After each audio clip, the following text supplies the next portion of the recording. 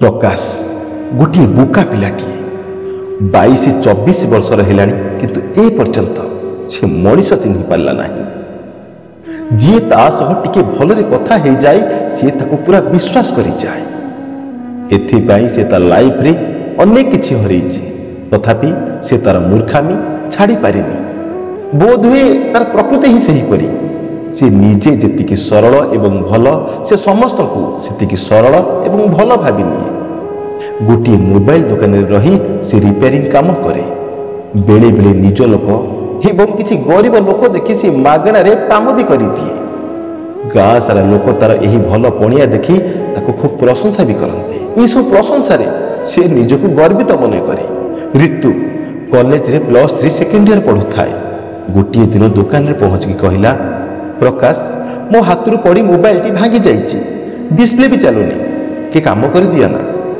प्रकाश ऋतु को पिलाटी भूल जानी तार पाख गाँ झील ऋतु एते सुंदर गोटे थर रे केही भी पसंद करि नेब प्रकाश मोबाइल को चेक करके कहला मोबाइल रो डिस्प्ले आउ टच दुईटी जाक पड़ो भाईंकर आज भुवनेश्वर जीवार अच्छी तुम जदि आज किसी आडभांस दे देव तेरे भाई मो पे डिस्प्ले आउ टच नहीं आसबे ए ऋतु भारी गंभीर स्वर पचारा केते टंका प्रकाश कहला तुमर संपूर्ण 3500 टंका खर्च हेबो एबे तमे जदि 1000 टंका आडभांस दे देव तेरे तुम पे डिस्प्ले आउ टच कॉम्बो नहीं आसबे ऋतु भारी दुख शरीर कहला देख मोर मोबाइल बहुत अर्जेंट दरकार अच्छी बापा जानिले रागी जीवे मो उपरे आउ तापरे भी मोर 2 दिन पर ऑनलाइन एग्जाम अच्छी मु कौन करी किसी जानी पारुनी कारण मो पाखरे एबी एते टंका नाही प्रकाश ऋतु ठारू ए सब सुनी ताको टिके दया भी लागिला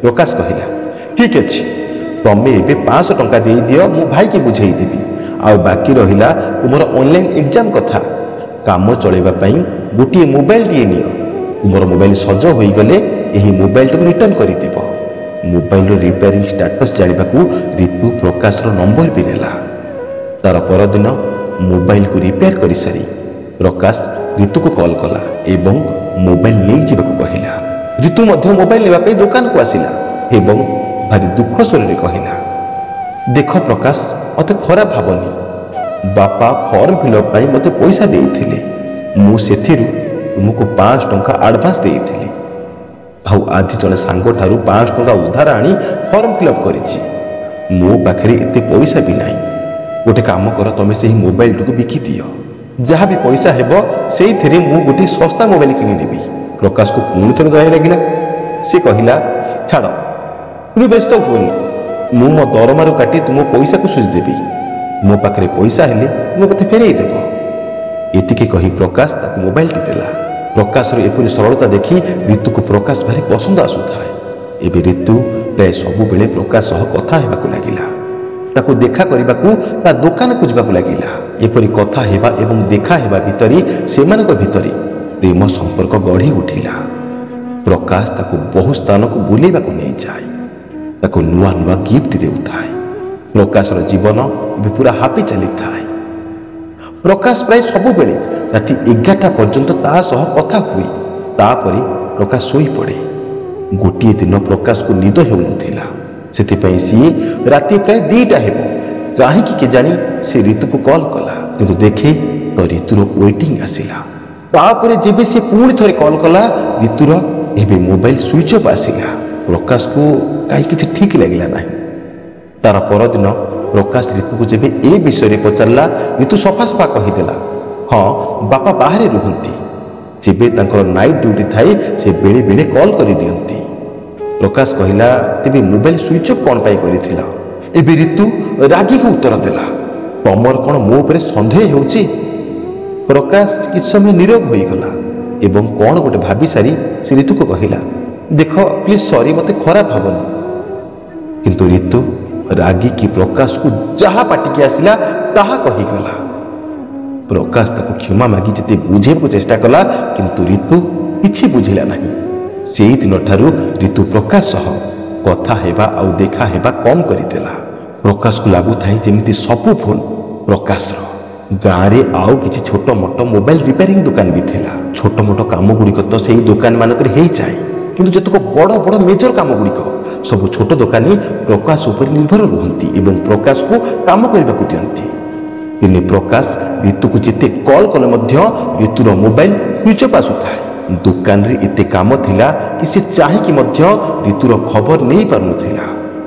ଏମିତି କାମ କରୁ କରୁ ଗୋଟିଏ ଡିସପ୍ଲେ ଭାଙ୍ଗିଥିବା ମୋବାଇଲଟିଏ ତା ହାତକୁ ଆସିଲା। ତାକୁ ଜାଣିବାକୁ ଡେରି ଲାଗିଲା ନାହିଁ କି ଏଇଟା ରିତୁର ମୋବାଇଲ।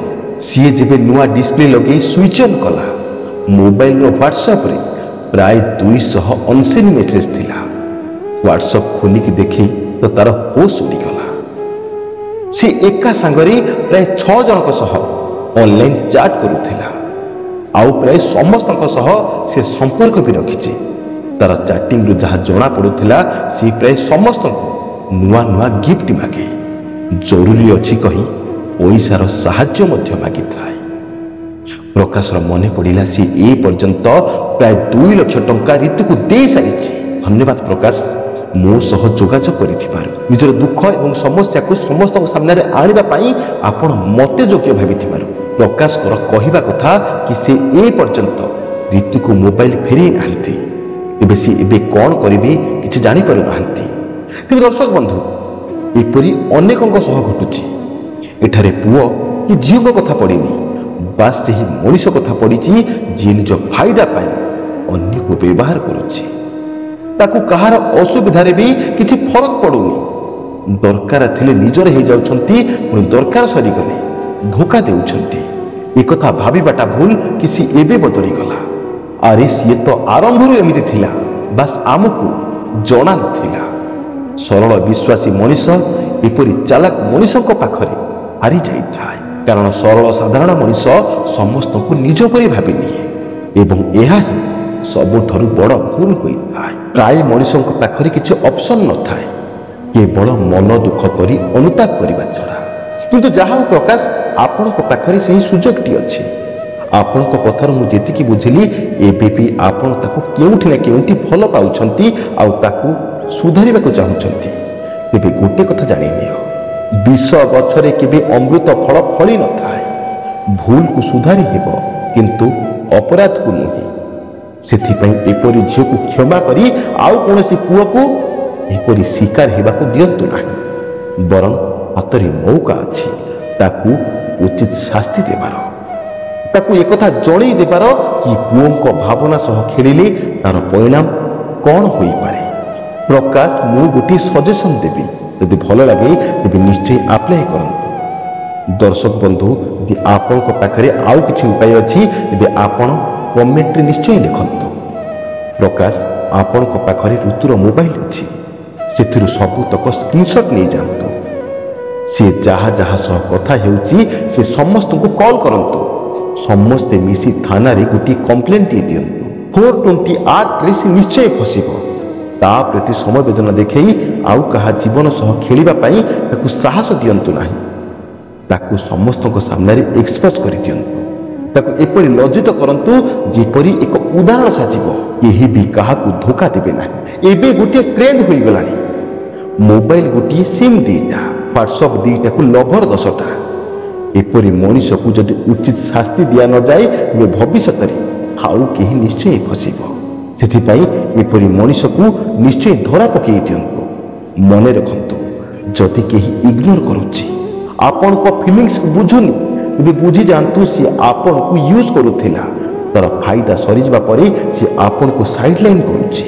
ତା ପଛରେ ପଡ଼ି ସମୟ ବର୍ବାଦ ନ କରି ସେ କାହିଁକି ଧୋକା ଦେଲା ଏ ବିଷୟରେ ନ ଭାବି ଏକଥା ଭାବନ୍ତୁ କି ଏବେ ଆପଣଙ୍କ ପାଖରେ ବେଷ୍ଟ ଅପସନ୍ କ'ଣ ଅଛି। କ'ଣ କଲେ ଆପଣ ଜୀବନରେ ଉନ୍ନତି କରିପାରିବେ, ତାକୁ ଦେଖେଇ ପାରିବେ କି ଆପଣ ତାକୁ ଛାଡ଼ି ଆଜି ଖୁସିରେ ଅଛନ୍ତି। ମନେ ରଖନ୍ତୁ, ଦୁଃଖରେ ରହିଲେ ନିଜ ଲୋକ 2 ଦିନ ପଚାରିବେ, କିନ୍ତୁ ଯଦି ପରିଶ୍ରମ କରି ଆପଣ ସଫଳ ହୋଇଯିବେ ନା, ତେବେ ପର ଆପଣା ସମସ୍ତେ ନିଜର ହେବାକୁ ଚାହିଁବେ। ତେବେ ଦର୍ଶକ ବନ୍ଧୁ, ଆଜି ପାଇଁ ଏତିକି। ଯଦି ଭଲ ଲାଗିଥାଏ ତେବେ ଚ୍ୟାନେଲଟିକୁ ସବସ୍କ୍ରାଇବ୍ କରିବା ସହ ଭିଡ଼ିଓଟିକୁ ଲାଇକ୍ କରିଦିଅନ୍ତୁ। ଭଲରେ ରୁହନ୍ତୁ, ଖୁସିରେ ରୁହନ୍ତୁ, ନିଜର ଯତ୍ନ ନିଅନ୍ତୁ। ଜୟ ଶ୍ରୀ ଜଗନ୍ନାଥ, ଜୟ ଶ୍ରୀ କୃଷ୍ଣ। ଧନ୍ୟବାଦ।